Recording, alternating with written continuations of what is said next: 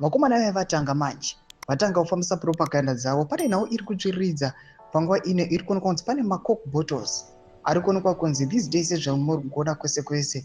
Aiwa pane mazita aiwa ari kuya akaprindiwa pazvipepa aiwa zvemacoke bottles, mazita ema-individuals ari common anongozivikanwa. But panguva inai takuona kuti zvakuchishandiswa mupolitics.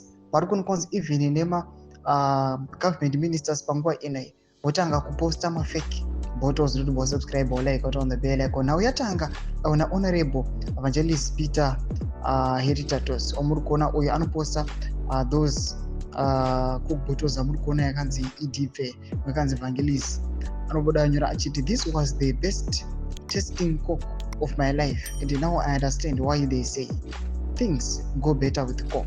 But hashtag EDP vakutofambisa propaganda yavo aiwane izvi. But panapa sekushandisa nyatsoratidza kuti these bottles they are very fake. Mukatarisa pane these two bottles they are of same height but imwe yakanzi 300 mils imwe yakanzi 500 mils.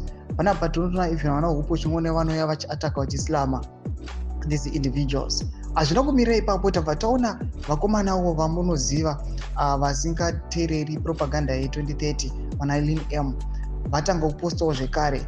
Tarisai pahendo yaLynn M panapa vanodanyora kuti general said no to 2030 munoremara. Anobva postawo macoke bottles akewo amuri kuona rimwe rakanzi general rimwe rakanzi no to 2030.